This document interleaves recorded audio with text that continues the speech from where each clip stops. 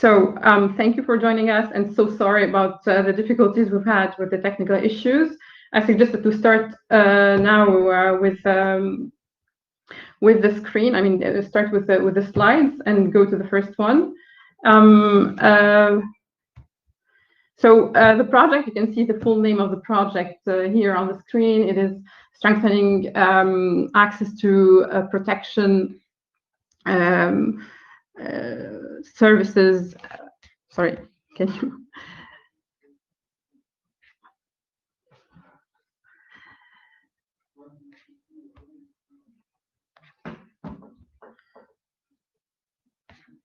Okay, you can see the full name, of the project on the screen, and I will start now with a quick presentation.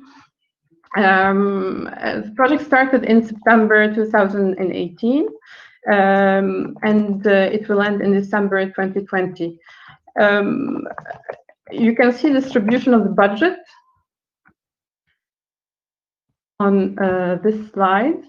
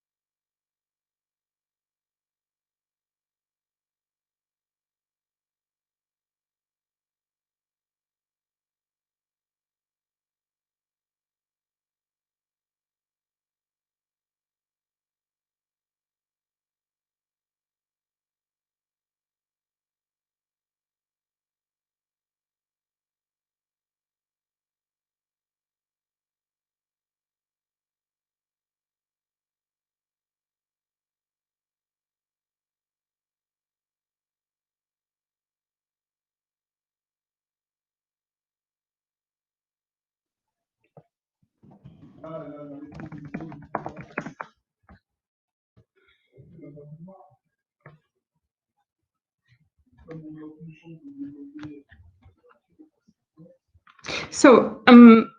can you hear me now? I think we've settled all the problems. I'm so sorry for the shaky start. Let's say that by being more brief, we will give a more dynamic tone to this presentation. So again, apologies for the problems. You have now the full name of the famous project, yet that you will never forget after this presentation: strengthening access to protection, participation, and services for women refugees, internally displaced people, and women in the host communities in Lebanon, Jordan, and Iraq. Important to note that this project is funded by the European Union Regional Trust Fund in response to the Syrian crisis, the EU MADAD Fund, and it is implemented with 7 partners. You have here the logos of our partners in Lebanon, Iraq, and Jordan. The project started in 2018 in September and will end in December 2020. The budget was 12.5 million euros, and you can see how it is divided, with a big bulk in Lebanon, 6.5 million euros, 2.3 million in Iraq, and 3.7 million euros in Jordan. The objectives of the project, they articulate around 3 main pillars. The first is comprehensive and structured protection services and referral mechanisms. The second is the engendering of national institutions, policy frameworks, and legislation.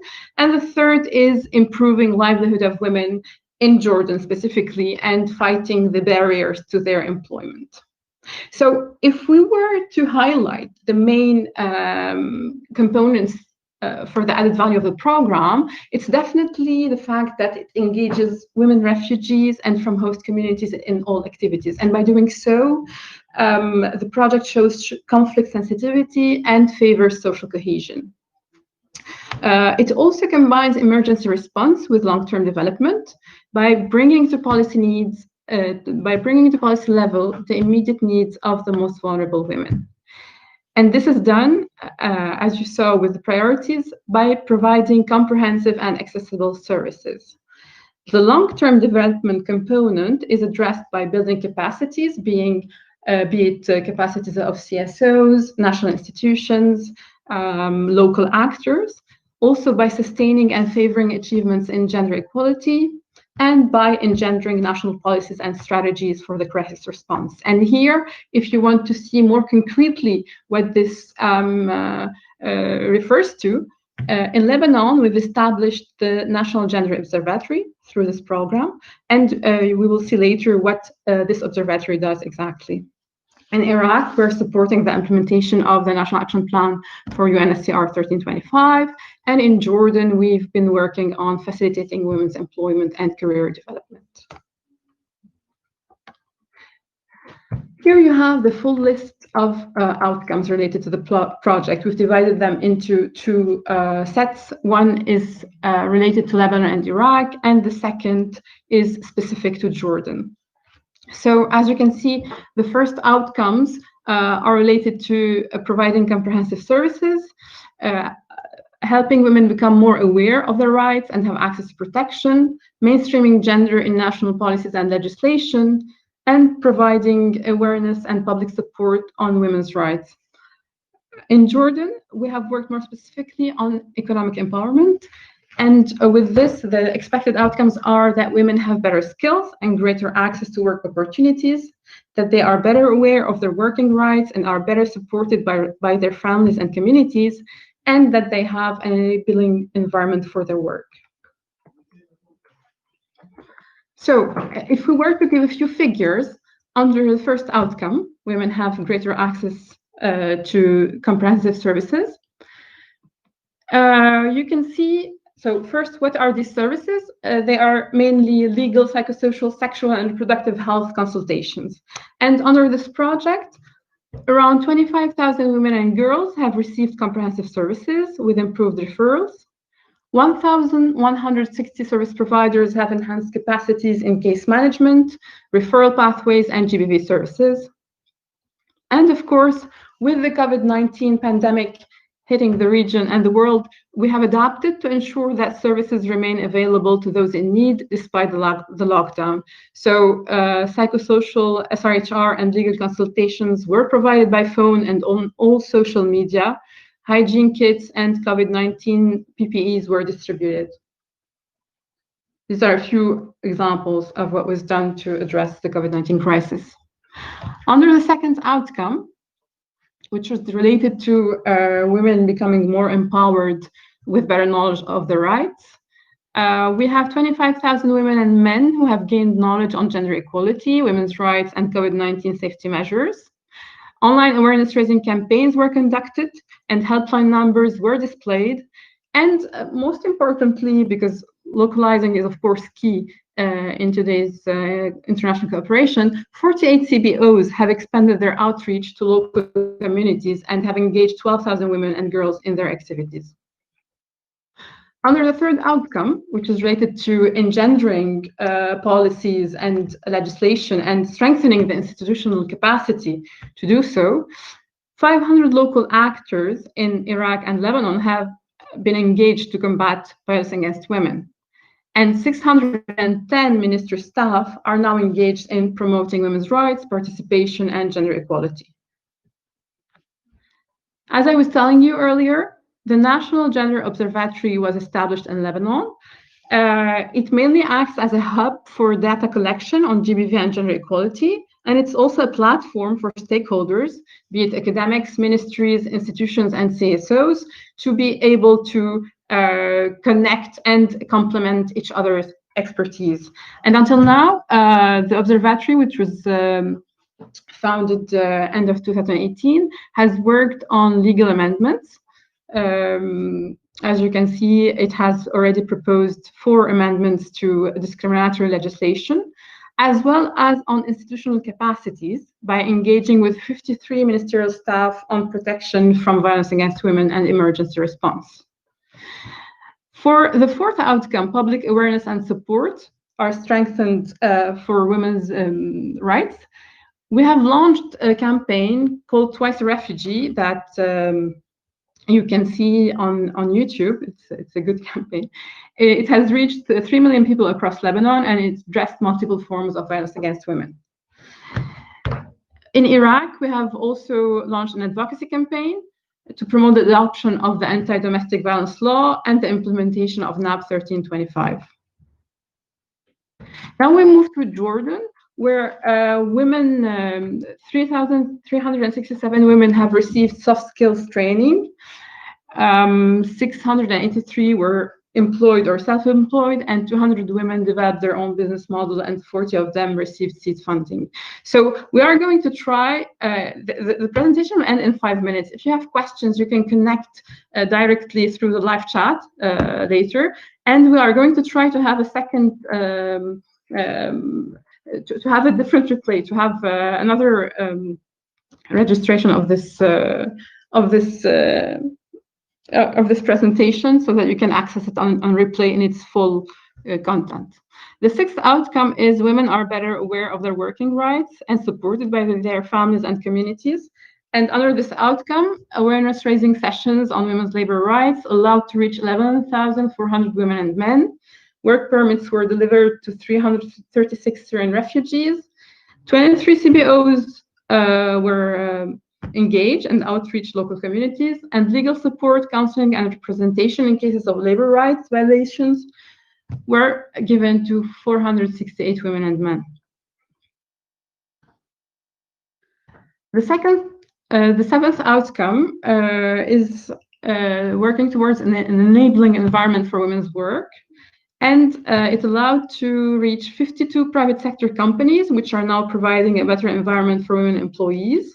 35 daycare centers have benefited from support packages following the COVID-19 pandemic, and advocacy dialogues with MPs and governmental representatives were held on advancing women's rights and labor law. A national campaign was launched in Jordan under the title Shaglik Sanadik, which means your work is your backbone, and it allowed to reach 3 million people. This one is also accessible on YouTube, and I encourage you to have a look because it's really great.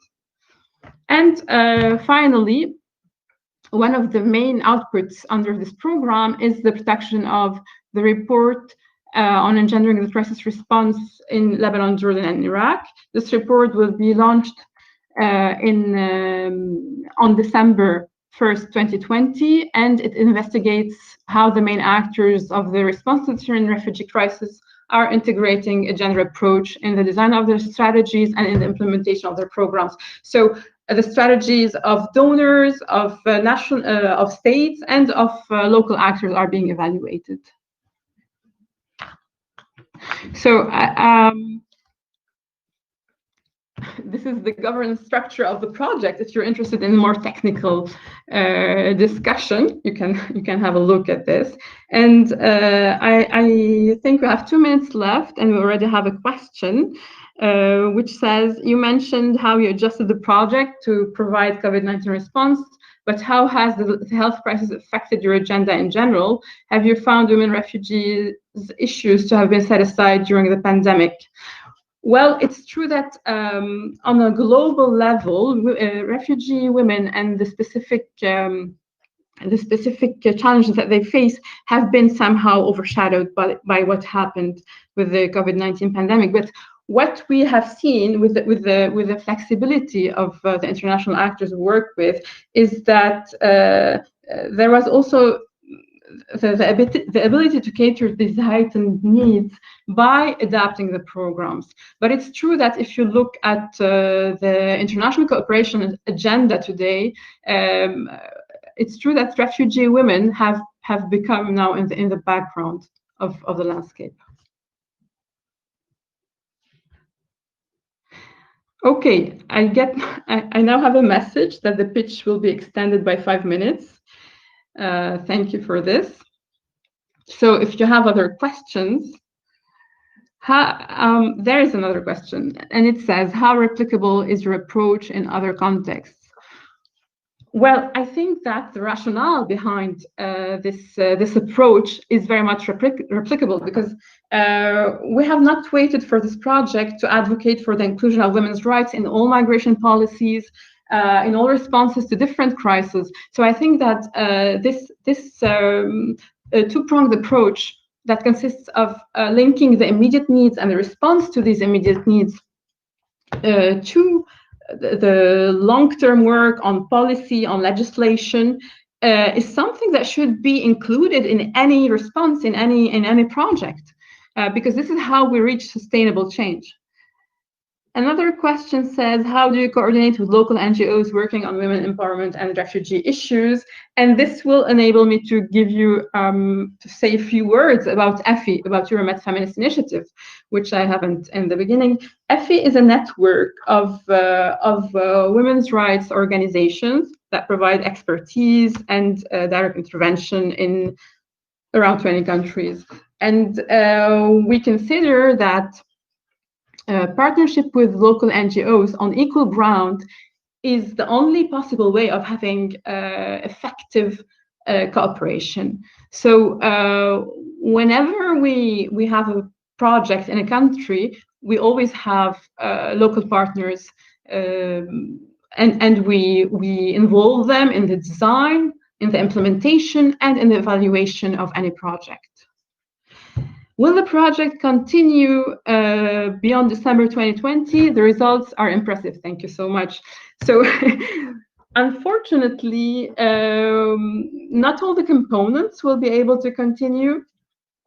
It will in Jordan, but we're still looking for funding to sustain this effort in Lebanon and Iraq. So this also is one of our objectives in this participation, is to look for ways at the same time to continue with this initiative in Lebanon and Iraq, but also to see how we can share the lessons learned and disseminate what we have gathered from this project. And again, the main lesson that we have is that women's rights should be the cornerstone of any strategy, and it should be included in all migration policies.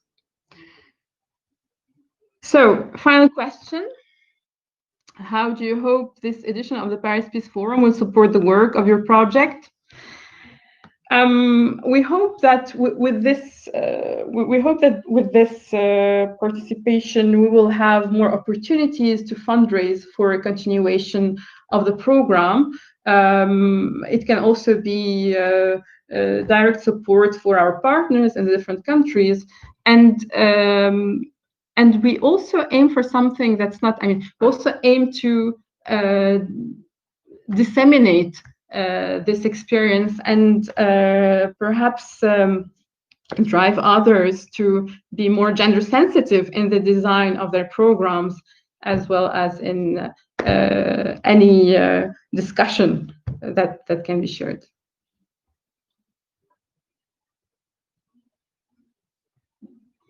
Thank you very much. And again, apologies for the technical problems in the beginning. I hope we will have the opportunity to connect over the live chat. Thank you. Enjoy the forum.